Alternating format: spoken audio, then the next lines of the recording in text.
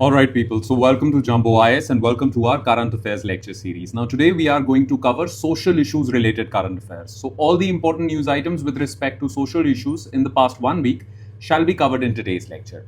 Now let me tell this to you in advance that this week was not that hectic when it comes to social issues. Okay, not many news items were there with respect to Indian society. Yet there were two news items that are important for us to remember, to memorize and to study for our civil services examination. Okay, so we are going to discuss only those two news items. So therefore today's lecture is going to be short, yet it's not unimportant. Okay, so pay close attention. Let's begin. So current affairs, social issues, July part 2, and here are the topics. Number 1 is Bombay High Court's review of Maratha quota. Maratha is a dominant caste in Maharashtra and they demanded quota within the OBC system. Okay, and some of them even demanded quota beyond OBC system in government jobs. They got that. Now Bombay High Court is reviewing that decision because it's a debated issue. Okay, it's a hot topic. So we'll talk about this. Then we'll talk about academic freedom and institutional legitimacy. Basically, there was this chapter in 8th standard NCRT book with respect to judicial accountability. How judiciary is, well, not doing its part. There are some corruption cases. And I mean, it was a problematic chapter with respect to, it was not showing Indian judiciary in good light. Therefore, Indian judiciary decided, Supreme Court decided to completely ban it. And the authors were also asked, they were also banned from publishing anything else. It was a huge thing. They punished those authors as well. So this became a big debate. Can we never question judiciary? Can we not question judiciary? And what about the institutional legitimacy of NCRT? They are just academicians. Okay, so do you not allow freedom of speech and expression to academicians? Can you not criticize judiciary? This was a hot topic.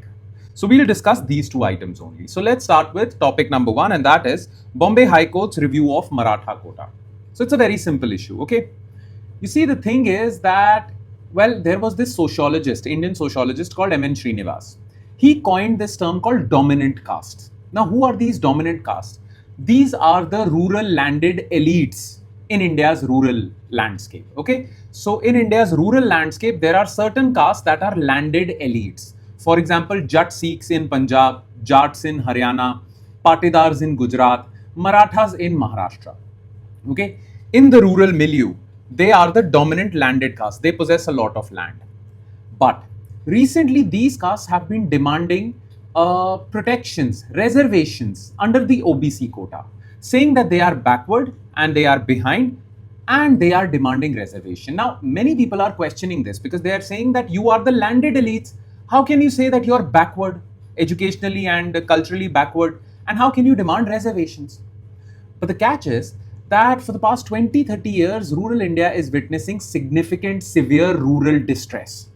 And therefore, the incomes of these dominant castes are also declining. Therefore, they require state protection and they are demanding state protection. Plus, they're also, well, large in numbers. So they have a very huge vote bank. They're powerful in the local politics also, local politics of their state. So sometimes they basically use a heavy hand in demanding reservations. Some of them have been granted reservations. Now, in case of Maharashtra, Marathas were given reservations, but Bombay High Court is reviewing this issue. Because it is an important thing to review. Why? Because Marathas traditionally are landed elites in Maharashtra. But yes, there have been a lot of farmer suicides also in Maharashtrian villages.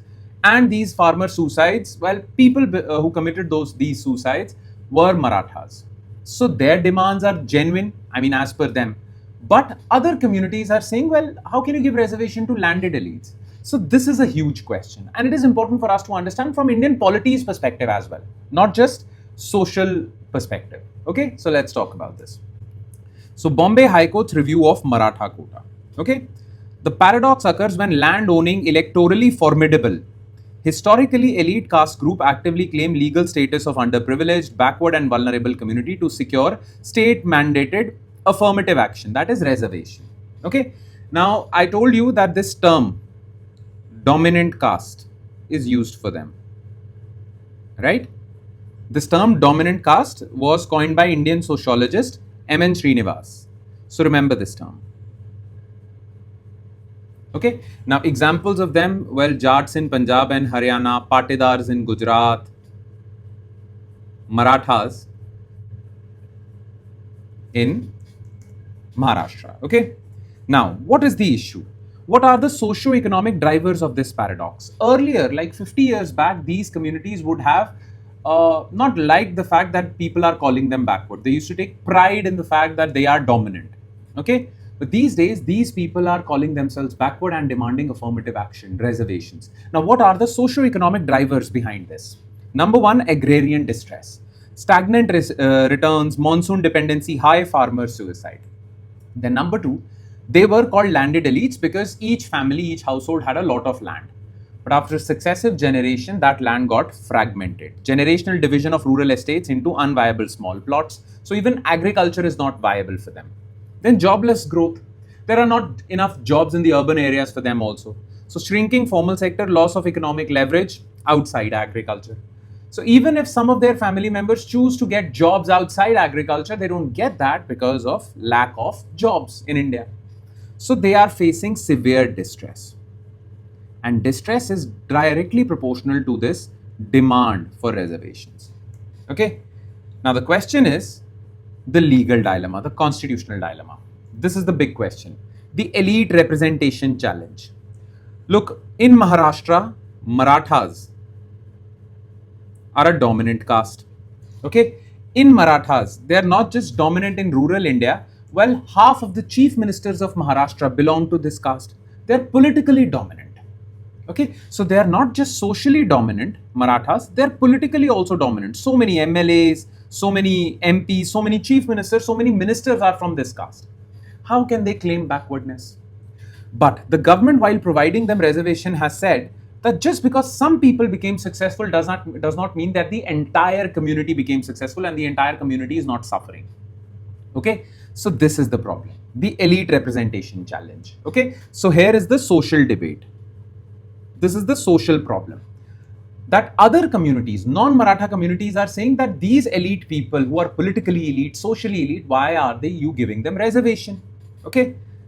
The other is constitutional challenge. Because in 1992, as per the landmark judgment of Supreme Court, the Indira Sani judgment, well, the Supreme Court put a 50% ceiling on reservations. Then provide as many reservations as you want. Just make sure that 50% seats are for general category. Reservations should not exceed 50%. Now, by providing separate quota to Marathas, well, this would increase. This ceiling would get breached. Okay, so this is the problem. Plus, when you provide a lot of when you provide reservations to these dominant groups, the actual vulnerable groups suffer. How? The inclusion of dominant resourceful groups within backward class frameworks creates significant challenges for actually marginalized communities like SCs, STs and traditional OBCs. And how? Because state protection or state handouts are limited. Okay, if most of the state's help is going to be taken by these dominant groups, then less would be left for these actual vulnerable people. Okay, elite capture of welfare benefits would happen. And plus, you see, the idea behind SC/ST reservation was not economic. You are giving Marathas reservation by saying that they are suffering economically, right? But the idea behind SC/ST reservation was never economic. The society was biased against them. That is why you have reserved jobs for them at higher posts, higher levels, so that stigma gets diluted. There is no stigma against Marathas. So why are you using an economic criteria? There was social criteria behind reservations. Okay, you wanted to make an SC and IS officer so that people don't consider them downtrodden. That was the idea. Economic criteria was never in question. It was not, economic basis was not given for providing them reservations. But you're using that economic criteria for giving reservations to Marathas. Then other communities would also say that we also need reservations based on economic criteria. Yes. So this basically dilutes the social stigma metric.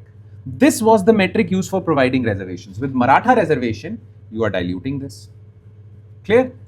Now, this is a debate that is here to stay. It will stay because these dominant caste groups, they are politically, socially dominant. They will use their muscle power also to get these reservations.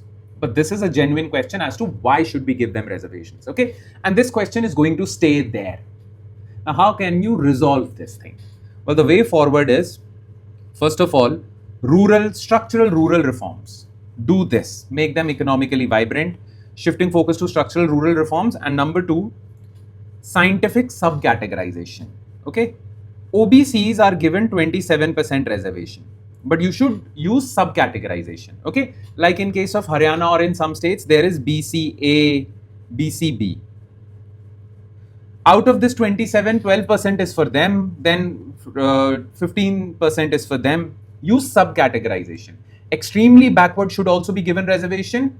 Relatively affluent should be given very little reservation. Use subcategorization in this. Clear? All right, that would be all.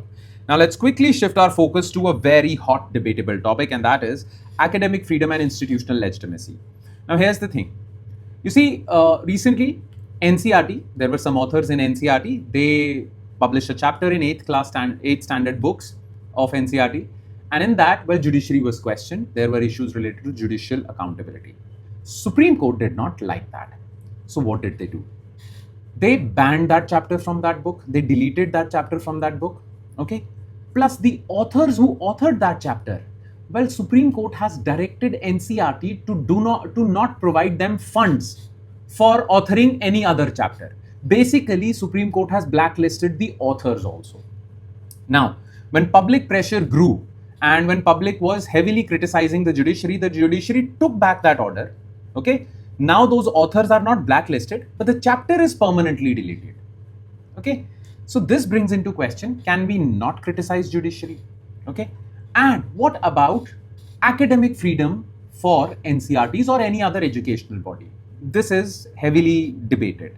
Okay. By the way, Supreme Court used its contempt of court power. Okay. Supreme Court said that if you reduce the legitimacy of judiciary in India, people won't believe in judiciary. And when people don't believe in judiciary, judiciary won't be able to carry out its orders. So you are basically reducing the legitimacy of judiciary. That is bad. That is very catastrophic. That is extremely catastrophic for India's judicial system. So on that basis, using its contempt of court powers, the Supreme Court gave that sentence. Okay. So let's investigate this entire issue in its entirety. Okay. So let's begin. Academic freedom and institutional legitimacy. So what was the context? Yeah. National debate on academic freedom and institutional legitimacy peaked due to high-profile legal dispute involving NCERT and Supreme Court of India. Now, what happened? What was the timeline? On February 2026, some Supreme Court judge read that chapter. SC takes suo moto. That means nobody filed a PIL or a litigation. Nobody litigated this matter in the court. Supreme Court took cognizance of this matter on its own. Suo moto cognizance issues blanket ban on Class 8 social science textbook judicial corruption chapter. Okay. SC blacklists 3, Supreme Court blacklists 3 academics, orders public funds ban for deliberate misrepresentation of judiciary. SC was really angry about this. Now, public became extremely angry with this. Okay, why are you penalizing the academics? So, SC rolls back the blacklisting, hands discretion to executive, but maintains content was wholly undesirable and therefore the chapter would be deleted. But the academics are not blacklisted anymore. Now, this is the background. Now, what is Supreme Court's argument? The case for institutional legitimacy. Supreme Court argues that Supreme Court's legitimacy is important. Okay. They say that Class 8 is an impressionable age. And when you are filling this thought in young minds that, well, judiciary is irrelevant, judiciary is full of corruption, when they'll grow up, they would hate judiciary, Indian judicial system. They would lose faith in Indian judicial system. And when everyone loses faith in Indian judicial system, then nobody would go to courts. They would settle matters outside the courts. And that is wholly undesirable. So this is there. Then, when you criticize judiciary heavily, you reduce its legitimacy, you put pressure on judges. And that is against the principle of judicial independence, which is part of basic structure of the Constitution. Okay. So you are harming basic structure of the Constitution by harming judicial legitimacy. Plus, academics argued that Article 19, Clause 1, Subclause A guarantees us freedom of speech and expression. But Supreme Court said that Article 19, Clause 2 puts reasonable restrictions on your freedom of speech and expression. And contempt of court is a reasonable restriction. Okay? It is categorically mentioned in Article 19, Clause 2. So we are not doing anything illegal. Clear? But what are the academics arguing? Okay, free speech stance, case for academic freedom. A healthy democracy requires schools to teach critical thinking rather than idealized narratives that everyone is good, prime minister is great, judiciary is great. No, you need to teach students critical thinking. For that, well, you need to teach them about judicial corruption. Then, pedagogical autonomy and judicial overreach. Now, this argument is very important because you see, academics, education is not the domain of judiciary. Judiciary's domain is to interpret laws. Okay, you should hand over education to academics only. Academics should be given autonomy. Okay, high-minded educationists they know better how to teach young minds. But when judiciary interferes in education, well, this is a case of judicial overreach. First of all, education is within executive of India. Okay, basically NCRT lies within the control of executive in India. It is executive's responsibility to take care of NCRT, make them accountable, hold them accountable. But when judiciary is basically reprimanding NCRT, then judiciary is entering the domain of executive also. So they are not just entering the domain of educationists, they are also entering the domain of executive. And our constitution is based on this principle of separation of powers. Executive, judiciary, and legislature are different, separated. So this is a case of judicial overreach. Plus, this creates a chilling effect. Now academics would be scared. They would self-censor themselves before publishing anything. This is not good for a healthy, deliberative democracy, okay? This is not good for India's academic ecosystem because free-minded, free-thinking academics make a society or help a society to grow, okay? It is important that there is intellectual freedom in India. Otherwise, India would go back in dark ages. So this would create a chilling effect and would dent India's intellectual freedom. So this is the argument presented by the free speech activists, okay? Plus, this is also important for you. Supreme Court cited certain constitutional provisions, okay? But those constitutional provisions, some people argue, were misused by Supreme Court.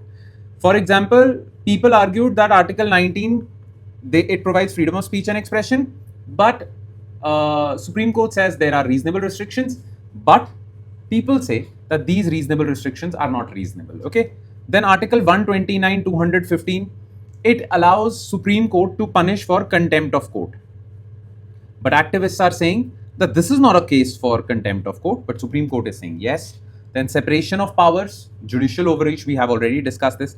And Article 21, right to livelihood. This was breached by Supreme Court because these academics were blacklisted. You snatched away their right to livelihood.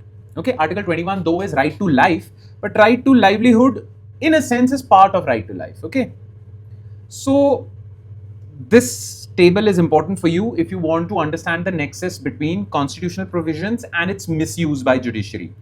What the critics are alleging, okay, misuse by judiciary of the constitutional provisions by giving this judgment. So this table is highly important. So it is mentioned in your notes, do check it out. Clear? And that would be all. With that, we conclude today's session. So thank you so much for watching, everyone, and I'm sure it has added value to your preparation. Now it will add more value if you're consistent and regular and you revise this lecture from the notes provided by us. Make sure you do that. The notes are available on our Telegram channel and the link to our Telegram channel is provided in the comment section below. So do check it out. Thank you, everyone.